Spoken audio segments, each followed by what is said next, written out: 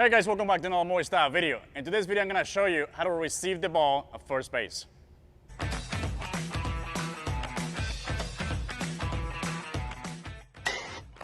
that's what everybody is.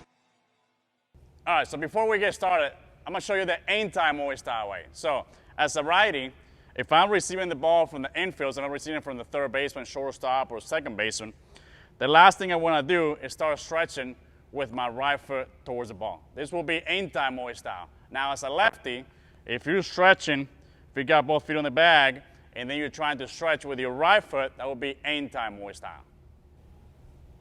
Now, the Moy Style way would be, for righties, we always want to stretch with our left foot towards the ball. And as a lefty, you want to stretch with your right foot towards the ball. All right, so the first thing we're going to do is we're gonna make sure we put both of our heels on the corners of the bag. I always try to teach, especially the younger kids, I want them to learn how to use the base and not have to look at it when they move to their left or right or forward. So I want to start off with both heels on the corners of the bag. Obviously, the base on the field is going to be a little bit higher. This one is a flat down, throw down base. So the base on the field is going to be a little bit higher, so you'll be able to get the feel for the base a lot more. So let's say I get a good throw. So I'm going to replace my right foot to the center of the bag, and my left foot's gonna go to the ball. Once I catch the ball, I'm landing. The last thing I wanna do is to stretch too early, and then I'm gonna have to adjust whatever the ball takes me this way. Once I land, then it's gonna be hard for me to adjust right or left. Now, let's say the ball takes me to my left side for the righties. So if the ball takes me this way, all I'm gonna do is gonna replace my right foot to the corner of the bag this way, and then take my left foot to the ball this way.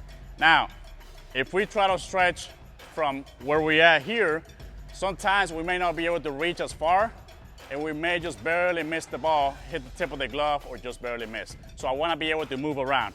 The ball takes me this way, I'm going to replace my feet quick, and then stretch with my left foot towards the ball. And again, we're catching it and then landing. Now, let's say the ball takes me this side of the bag. I'm going to leave my right foot on the bag, and I'm going to stretch my left foot towards the ball, keeping my face behind the catch. It's pretty important. Regardless where the throw is, you always want to keep your face behind. All right, so now we're going to work on the short hops that come straight at you. So instead of stretching to the ball with your left foot in front, you don't want it to get in the way because it's going to be hard for you to stretch out there. You want to be able to clear the way. So we're going to try to use a pancake glove here to force ourselves to not swing it up this way and not slap at it. I want to be soft and stay real close to the ground this way and keep my face behind it. If I come up too early, I don't have a chance to catch the ball. So I'm going to use this, but I'm going to have my right foot, I'm going to take it to the center of the bag, left foot slightly out. When I get the short hop, I'm going to stay behind it, and I'm trying to soften it up to where the ball ends up just right there. If I try to come up too early, if I do this, I'm probably going to miss the ball. That's why I like to use the flat glove first to force you to stay down there, because you can't really cheat with this. All right, so now we're doing the same thing on the short hop slightly over to the left. I always ask the kids which one they like better. Sometimes they like to get the short hop backhand. Some kids like to get it forehand. So it's preference. So if they like to do backhand more than forehand, or forehand more than the backhand, then let them work on that as much as they can. As long as they can make it happen, then I will stick with that. So if we're working forehand this way, now I'm going to take my left foot slightly in this way to clear the way. So I'm going to replace my feet. I'm going to clear the way, stay behind this. If you notice, I'm cocking the wrist slightly back, so when I come through, I'm in the web. The last thing I want to do is replace my feet and then come up too early. Now I missed the ball. All right, so now we're going to do it with the glove. The key here is to make sure we stay in the web. And again, we're trying to stay real close to the ground. We're starting low from the ground up. And then if we get a good throw, obviously it's a lot easier. But I don't want to start from up here and then come down at the last second. So let's say we get a short hop again this way. I'm going to replace right foot, open up the way with my left foot to make sure I clear the way, keep my face behind it, and try to not swing this glove so far up this way or so far out. Try to soften it up on the way forward. Okay, so now let's say the ball takes me this way. The same thing we just talked about. My left foot's going to be slightly in this way. And then I'm going to cock the wrist back and see how close I get to the catch. I want to make sure I'm not backing away, because the more this goes up, the more the glove is going to start backing away from the ball. Now, let's say the ball takes me up this way.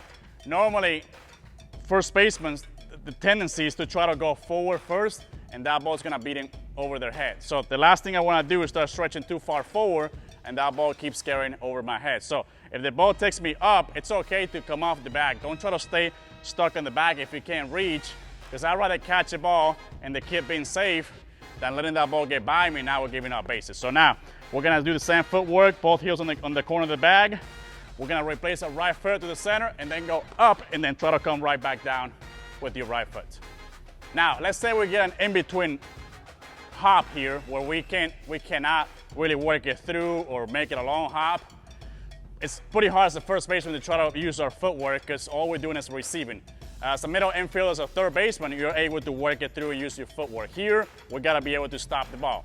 So in this case, if we're not able to get the short hop or the long hop, the main thing here is to try to get the ball, keep the ball in front of you so the ball doesn't get by you. So let's say I get a bad throw here, I'm gonna have to stop, find a way to block it up. You almost become a catcher at that point to try to keep it in front of you. The last thing I wanna do is try to get a bad throw and then I back away, and now we're giving up bases. Hey guys, I hope you enjoyed this video. I know first bases sometimes can be underrated because people don't think that first base is a tough position to play. But when you got infielders that cannot make a good throw or they give you a lot of short hops, you want a great first baseman over here that knows how to use his feet and also knows how to receive the ball at first base. If you're playing first base, you gotta take a lot of pride. This could be look like a pretty easy position, but if you're not working on challenging yourself, you're gonna have a hard time helping out your infielders. If you wanna watch more videos like this, subscribe, give it a thumbs up, and remember, keep it Moy Style. Hey guys, if you're interested in team camps, like infield camps around the nation, just shoot me a text at 251-509-3815. And if you're in the Oklahoma area and you're interested in private lesson or group lessons, contact me at the same number. Keep it Moy Style.